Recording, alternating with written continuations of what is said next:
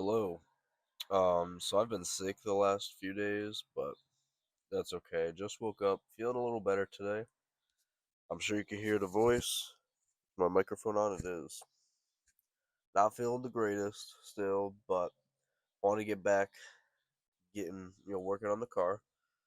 So let me show you guys where we stopped, like where we finished off, where we got to pick back up because that was like 4 days ago. I kind of forgot. Okay, so I got the little middle piece off. I just pulled that bulb out.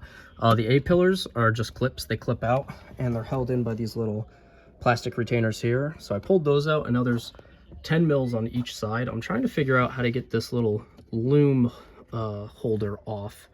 So I got to figure that out, and then we'll pull that bolt out, that nut. I'll wipe it down with the wet rag after. Thank you, baby. All right, so I had to like wiggle it like this, and it eventually popped off, and then I got that 10 mil socket off. So now they're both off of both sides. Let me go. So both A pillars are off. The microphone I just disconnected there, and I left the cable there. And obviously I'm not going to touch any of the loom or any of that stuff. But the plan is that we're just going to have no dash. I'll keep obviously my speedometer and whatnot. I'm going to remove all of this except for the AC controls because I'll still have AC. And yeah, maybe an AC delete if I want to go full race car, but it's so hot in the summer. And even in like the wintertime here, it gets to like 75, 80 degrees. That AC is nice. It's so nice. So I'll pick it up. I'm not sure what the next step is. I think I actually have to start with the dash console now before I can start popping the dashboard itself. All right, so the next step is getting this the little boot over the e-brake here, and it'll give us access to take this panel off, which is holding in the bottom side of the dashboard, and I believe the glove box as well.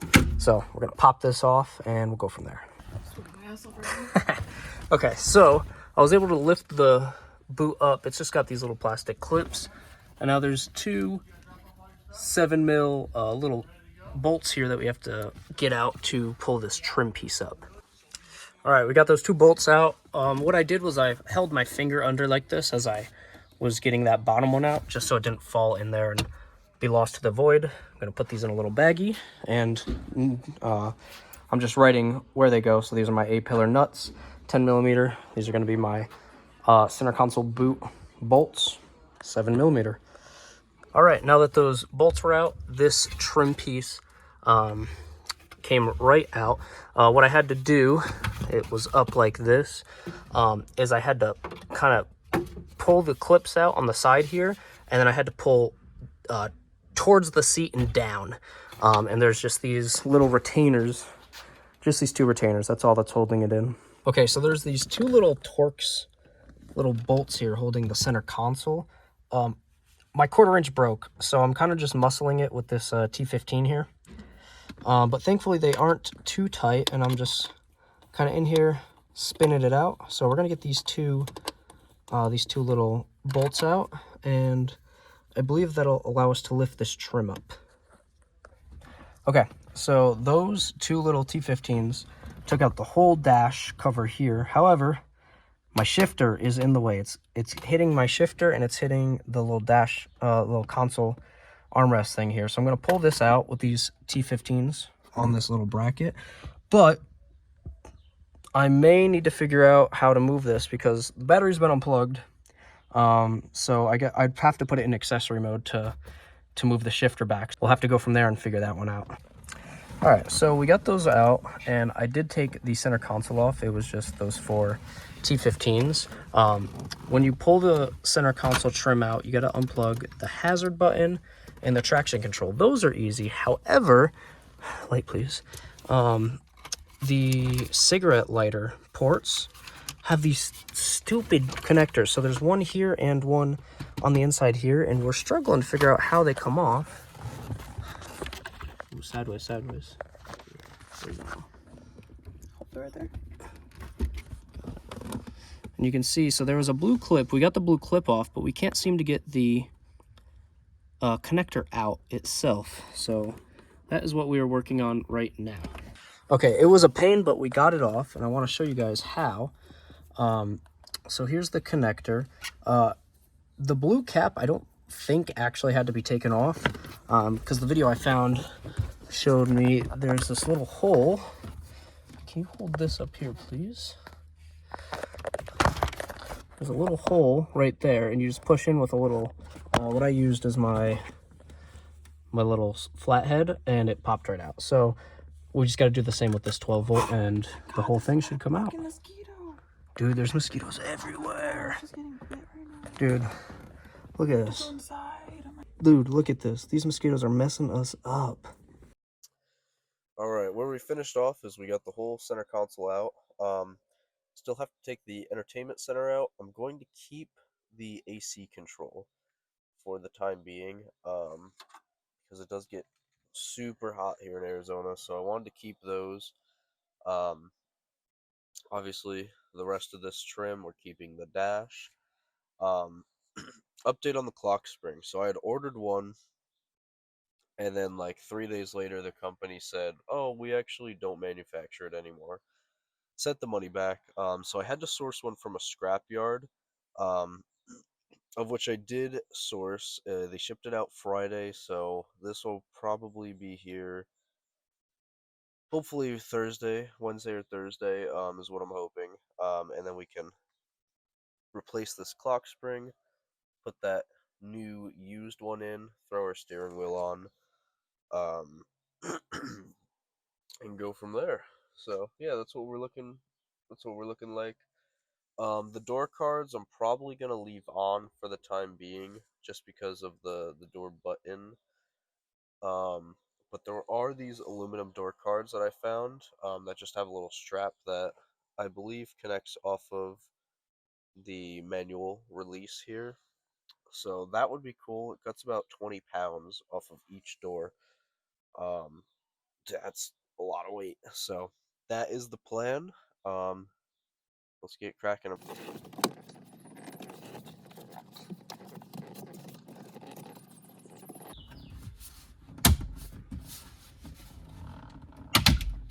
Ooh, ow. My fingers.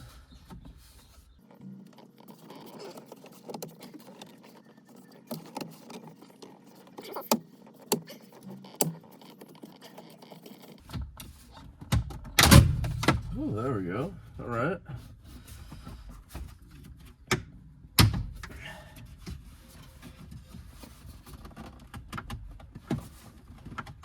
All right. Okay.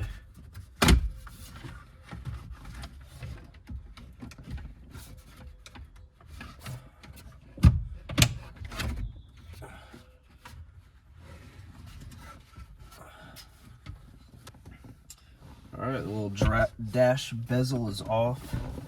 Now we gotta unplug these wires here. However, I do want to keep this, so I might... Not really room to set it aside right now. Alright, these were the hardest clips to take out. So this bottom one, which is your start button, and then this top one is the little infotainment stuff to change the dash. Those aren't too bad. So what I did is I took 2 screwdrivers. I took the larger screwdriver and I pushed against the clip here. And I used my little baby one. I got to this side. There's a little gap here. And I lifted up and these popped out. This white and blue. Another thing that people are struggling with is... Bear with me, is this guy right here. It came out when I was taking the dash out. It doesn't look like it broke, so that's a good thing. But it goes into this little clip. Most people take this whole unit out. But I guess I got lucky and mine just kind of tore out. The hardest one is this. I don't even know what it is. It's this weird block, and I had to shove my little flathead in here. So I had to shove my little flathead in here, pull back, and then pull up on the cable with my other hand. And that was this little itty bitty guy right here. Not sure what it does. Seems pretty useless. But there's that. We now have to take the dash, little like the cluster out, to get the rest of the dash out. So we're gonna do that. Obviously, we're keeping the cluster in. I'm gonna put this back as well. All right, so I got the head unit out. Here it is. It's super easy. It's just 1, 2, 3, and 4 bolts. Super simple. They're all 7 mils, and then you kind of have to lift this up and shimmy it out. Look at all this space. Now, I think I'm actually gonna stop here. So I was watching the video, and they had to remove all this because of their heads-up display was missing, was not working. But I don't have it. I just have these foam blocks where the heads-up display would go because I don't have that feature. That's all we got. This whole assembly is all one piece. My concern if I take it out is that I don't have these fasteners to hold my display up anymore. See if I can get my light in there.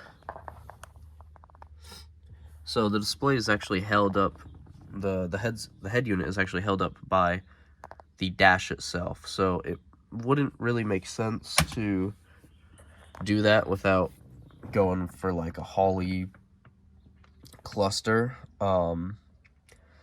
So I'm just not gonna move forward with that. But we got a lot of stuff out. Probably dropped about 20 or 30 pounds with the stuff that I took out. And this will make it a lot easier to change this clock spring now, because there's 3 cables that I have to get down there. That yellow one, this black one right here, and then I believe there's another one underneath where the bolster is, to get this clock spring out. So I'm gonna watch a video on how to remove the clock spring. That way we're just being preemptive, and then when we get it, we can just slap it in and hopefully drive my car again. It's been 2 weeks.